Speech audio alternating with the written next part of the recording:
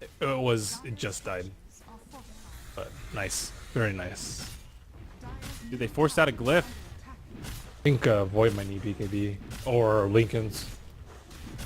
They're doing it, Merlini. They're chopping this tower down through backdoor protection. They want it. Return does a lot of damage right now, man. Where there's a will, there's a way. 130? It's like 100 damage. Yeah. You don't even need creeps. All right. So Escape get the punishment. Vega trying to split push a little bit. Jakiro going mobility items. Blink Force Yules. Yeah, those sticky situations. Looks like Mirana just going damage now. Demon Edge for her. Maybe an MKB. Looks like it. I'm generally not actually that big a fan of getting MKB versus Radiance, but I think a lot of people find it annoying that you miss. Yeah. It's definitely annoying. Now a full heart up on Era. Yeah, this Centaur is huge. 4k HP. Yeah, ignore. That's like the Atos him when Stampy's down, Yoles him, Ice Path him. Like, he should be kited all day. So he's got about 150 strength. 75% of that is bonus damage. That's actually insane how much return does at this stage when he has these kind of items. Yeah. And Centaur has really high strength gain as well. They have like Vlads to kind of counteract it. I think it's like really good versus buildings though. Yeah. But yeah, it will add up to a lot of damage in team fights if they focus him. So kite, finish him last. Roshan dies again. Vega going to get credit for this. FN will once more get the Aegis, though the last one he wasn't able to do too much with. Got to make some YOLO plays, FN. Keep sitting at 1 strength. They're still tanking up. Alk's now going to go into a heart. Are you worried about damage output for Escape going just for all of these big tank items? I think Timber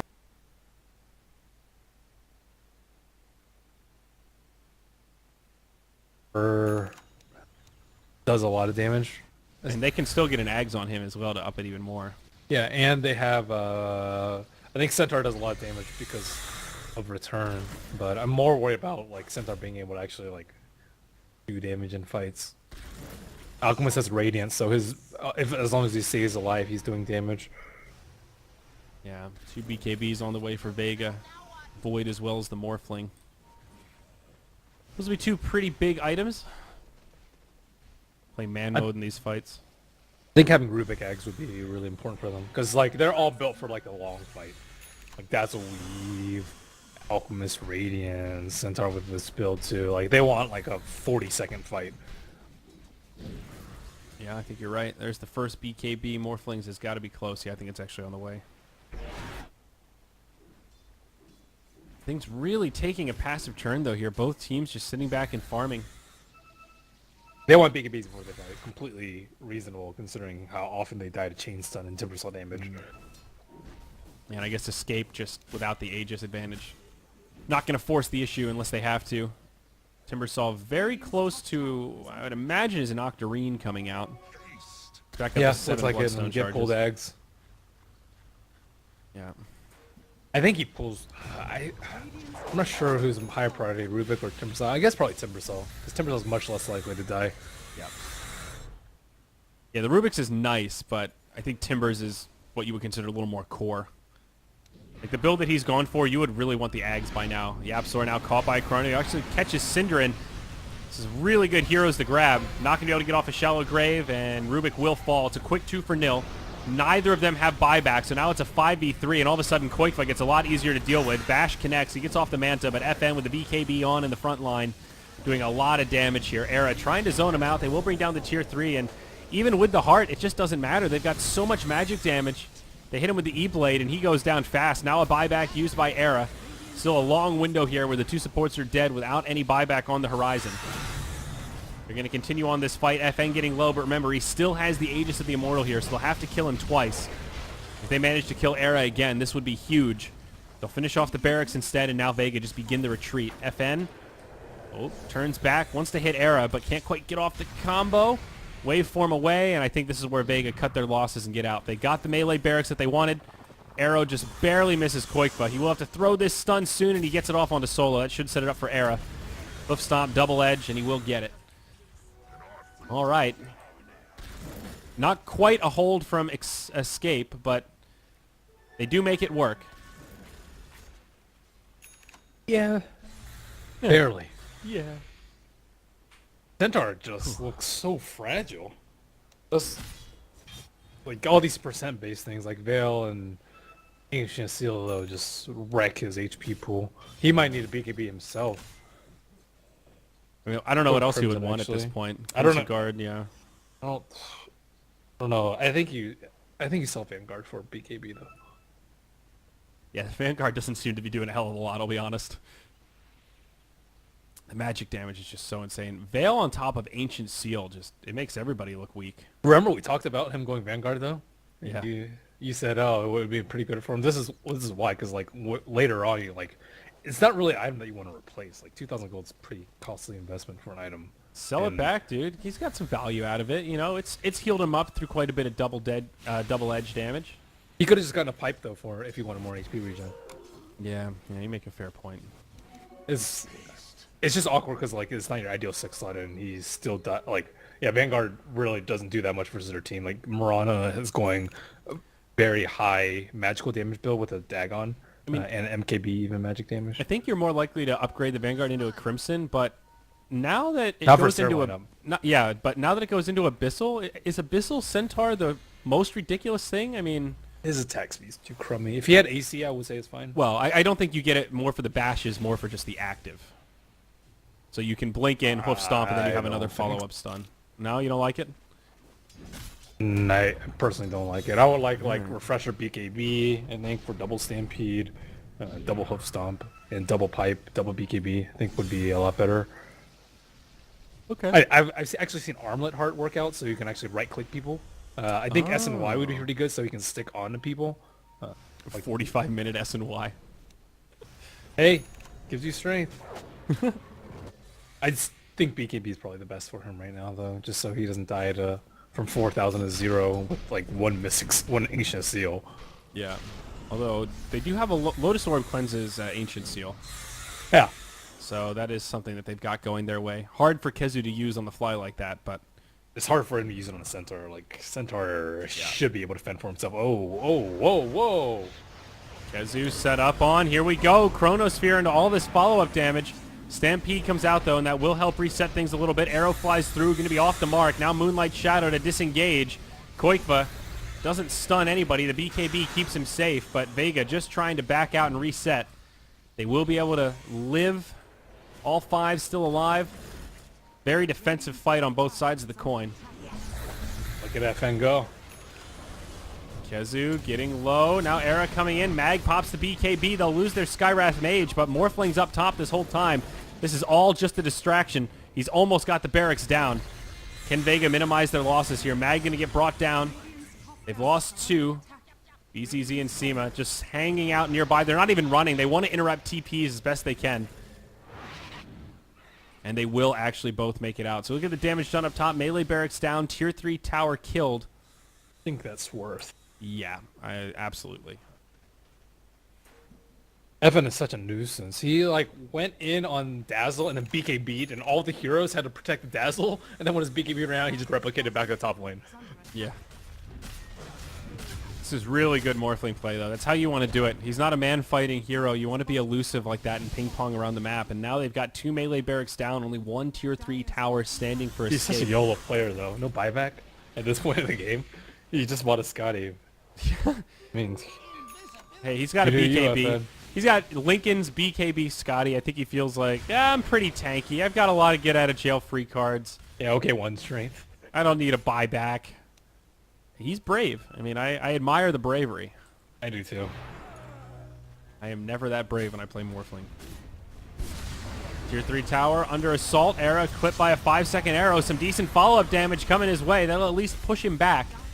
They're not sieging too fast. The Morphling is just pushing away. He's actually in the top lane right now. He breaks backdoor protection. He could go bottom. Tier 3 tower in the mid. Down. Escape. Looking to retreat.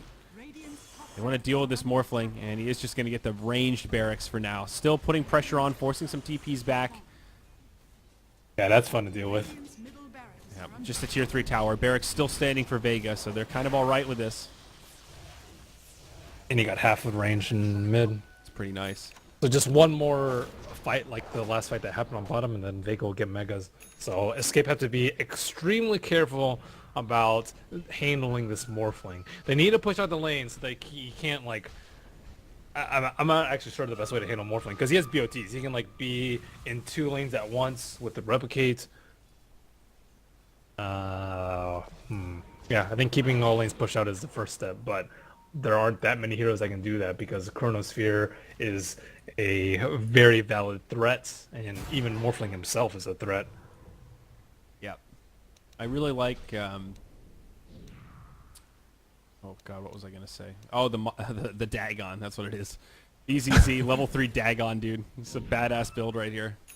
He's got another Arcane Rune too. He's gonna go in on a Koikva. It's a little harassment. Yapzor comes in, breaks the Lincolns. Got a stolen wave for him. Here we go. The fight's going to break out. Era actually pops the ult nice and early. Now the Chronosphere comes out. It won't save Yapzor. Arrow connects. They'll go 1 for 1, just trading supports. But now they lose the Dazzle on the back line. Koikva isolated as Sima tries the TP home. It's going to be close, but he makes it out. Now Mag and FN looking to follow up. Waveform down to the low ground. They've got the advantage, but the 3 cores that are alive are so beefy. A lot of regen, and they're not going to be able to find easy kills. FN just going to cut the creep wave. Look at this guy. He's so obnoxious. All right. They're killing the replicate. So frustrating to play against. I mean, look at this, dude. They're right behind him. He's still just pressing forward. There's no way they can push. This is ridiculous. He's actually going to kill the ranged barracks. He's so manly. He's Look at this. He pops a BKB. He's like, all right, that's an easy tier 3 tower, guys. I'm just going to TP out. No big. Yeah, I'm starting to really like this guy. Oh, man. He's hilarious. That was a really badass play right there. Just charges into the base. That's a cool way to use your BKB like that. That was the 8-second charge, too. Like, you'll see some players do that kind of stuff once it gets down to 5 seconds because you don't have much to lose, but to do it that way is pretty cool. Yep. And he forced out a glyph, so now they've got like this 4-minute window where they could take Roche. If they win a team fight, they can just go straight to the base, and Escape will not have a reset. Easy space created for Roche. There are going to be some big winners this series, guys. Our live odds are still open, but it's now down to a 1.36 payout if you bet on Vega. Could have locked those odds in at 11. Definitely in on Vega this game. Oh, yeah. Roche goes down. Easy peasy. Aegis going the way of the Faceless Void. Solo finds Kezu. Dagon. They need to back off. Morphling can't get there. He just BOT top lane. So trying to squeeze in all 3 lanes at once. And then Koikva's trying to push out mid a little bit safely. So Vega need to regain control of the lanes. And this is their time to hit.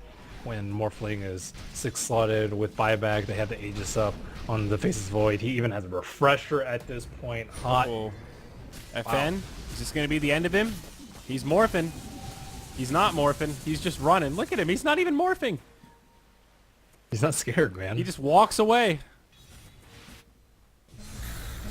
Meanwhile, down bottom, Mag goes in onto Kezu, takes huge damage, drops the Chronosphere onto Synderin. No shallow grave for Escape. And Sin will actually live through it, though. Very nice. Now the BKB popped by Mag. He just wants to live through it. BKB's popped to plenty. They're going to go hard onto Koikva. They've gotten the tower. FN says, hey, I just want to go for structures. There's the stolen Chrono from Yapzor. It will slow things down a little bit. Mag just trying to mitigate damage. Cheese on the ground. FN getting kind of low. Waveform's back. They blow up Kezu. This is the final hold for Escape. Yapzor getting destroyed by Mag. Now Era pops the BKB as well. Vega get repelled. Dazzle, the only one dead without buyback for now. But it's still looking like a pretty good fight for Vega. Even if they just back out and reset here, they still have the Aegis, I believe. Kezu. Yeah, they should probably wait for Chrono again. Kezu, he needs to be very careful here. Centaur actually jumps out. He brings down the Jakiro. Now FN on the run. He's going to waveform out. Mag's still just trying to do damage. Vega no boots. slowly Not starting easy to life. delta split. Oh, God. He might still be able to time walk Blink, though. And there's the Blink. Meanwhile, in the Radiant base, BZZ's just hitting barracks. This is absolute chaos, Merlini. This is like 4 1v1s and somebody just focusing on structures. Look at Era. He's just 1-on-4, trying to stampede through it. He is going to get a kill on Solo, maybe. 4 staff out. Solo could still live here. Hostomp not going to be there. They get the dazzle on the back line. Mag getting low, but he is going to win the man fight. And Mag will fall. A couple of diebacks here. That has to be game. No buyback on Timber. No buyback on Centaur. Okay, well, they killed Morphling. He did not have the Aegis. What was he doing? I just saw him in... He was he got man fighting the back line. Okay. Oh, he got Megas. That's what he was doing. Yep. It was literally him versus all of the defenders while the rest of the team fight was happening. And that's Megas, and this should pretty much be game. Vega not going to end it at this this moment here. They could just buy back on the Morphling and go all in. Mag with a very aggressive chrono. There's the buyback, actually. Koikva out of mana, out of options, and he will fall.